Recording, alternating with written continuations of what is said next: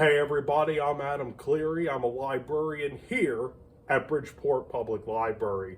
So we're going to be putting out some social media about all things library, services we offer, online resources that you can get through us, and of course, books that are available through the library and for downloading from our website.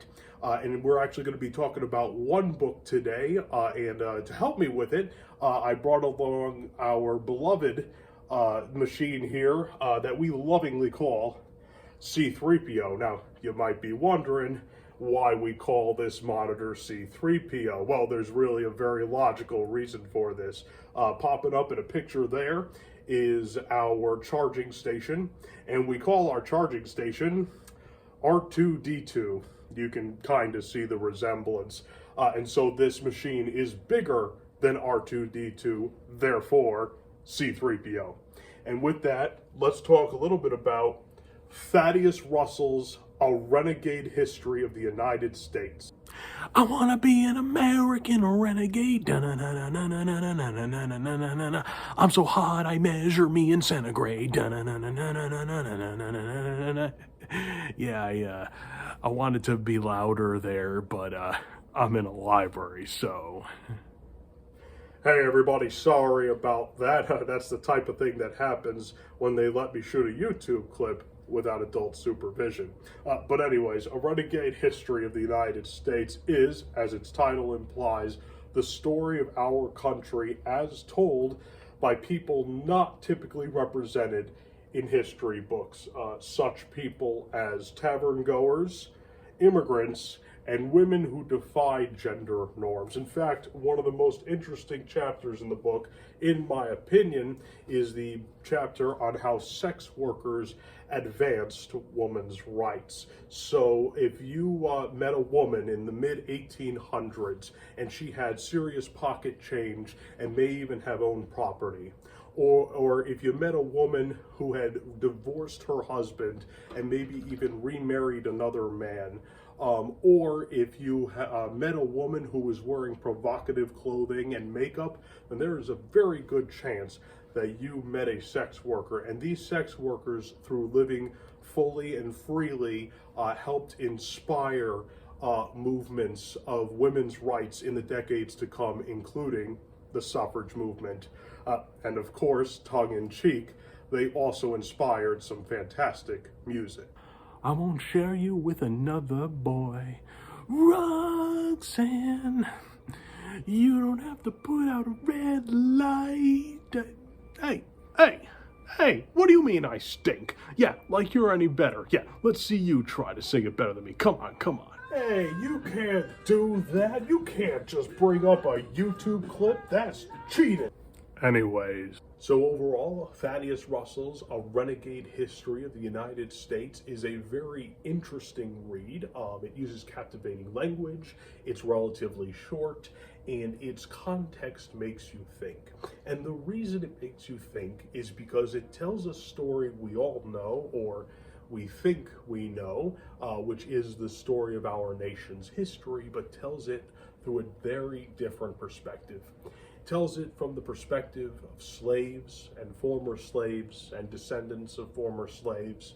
It tells it from the perspective of immigrants from Ireland, from Italy, and of Jewish immigrants, and of many others who live on the fringes of American society.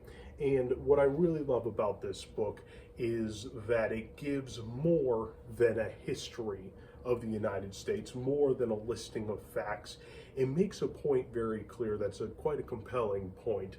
And this point is that it is the people on the fringes of society, it is the renegades who put pressure on society that are responsible for many of our rights, our civil rights, our voting rights, decent working conditions, and so on. So there's actually a couple other books I'd like to recommend that are similar to A Renegade's History of the United States, and I will recommend those. But first, I have to do that thing that you have to do on every YouTube clip. If you enjoyed this video and you got something out of it, then please hit that like button, mash that subscribe button, and if you are a Bridgeport resident, student, or worker, then please go to bportlibrary.org. That's the letter B, portlibrary.org, and check out our library's website. Right there you'll find what books we have in our collection, what electronic resources we offer, and also the location of our branches. And how many branches do we have? Well, I'm going to answer that with a line that's typically reserved for parents of a large family.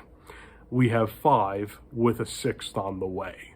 So thank you very much for that, and let's get you to that recommendation I promised. Thank you.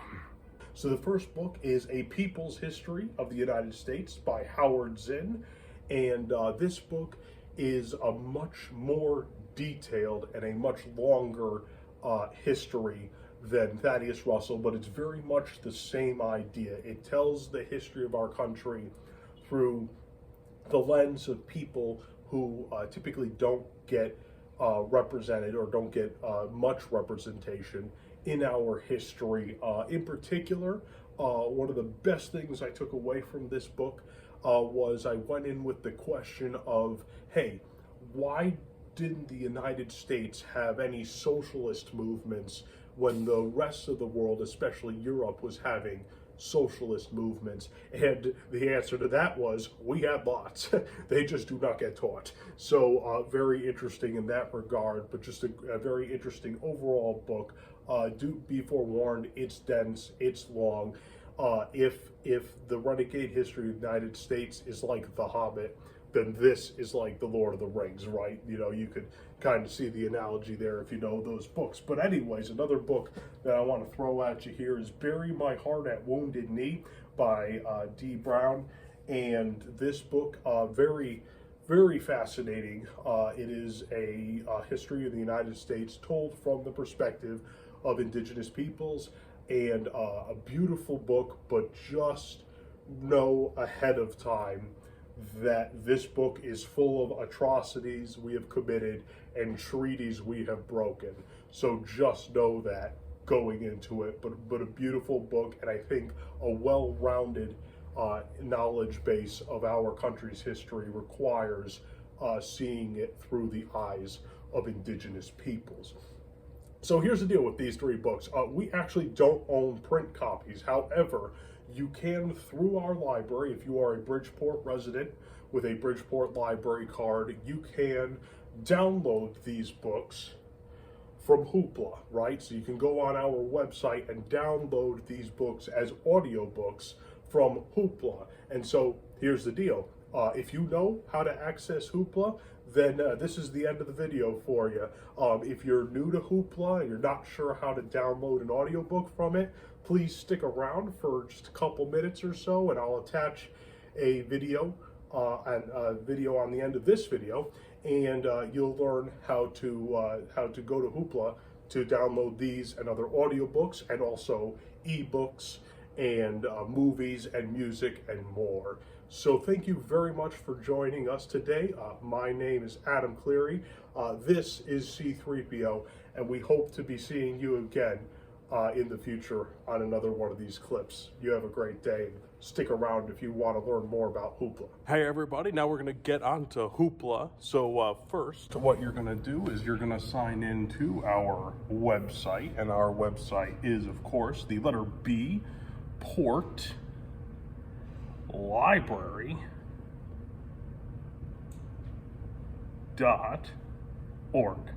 Great, cool, and we're just going to search for that, and we are searching now. I'll put in a little funky music while we wait for this to load up.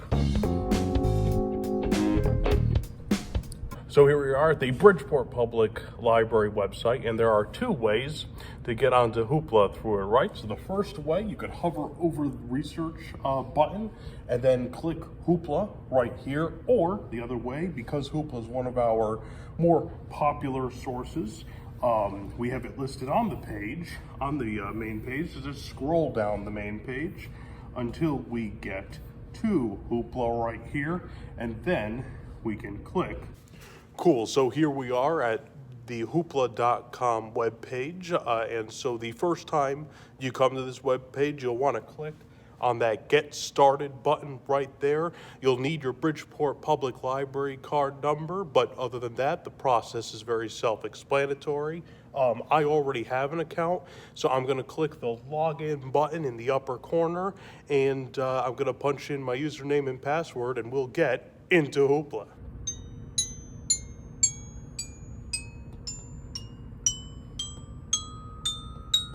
So here we are on hoopla.com, and there are two main ways to search for a book on it, right? So first, or other material, because you could also get music and movies here. One of the ways to do it is to go to Browse, click the Browse button, and then select the type of book you want. Let's say we're looking for audiobooks, today.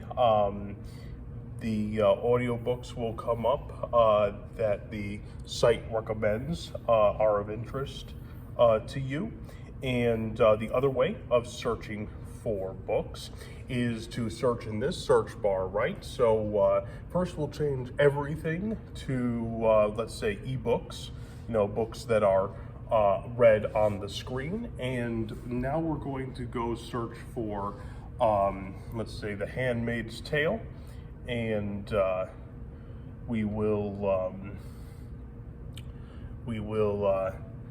take a look for that.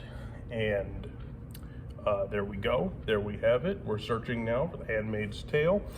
There it is right there. So if we wanted to take it out, we see it's available. We're going to click on it, and then I'm just going to push the borrow button here. The screen will tell me that because I'm checking it out through Bridgeport Public Library and it's an ebook, I have it for 21 days to read.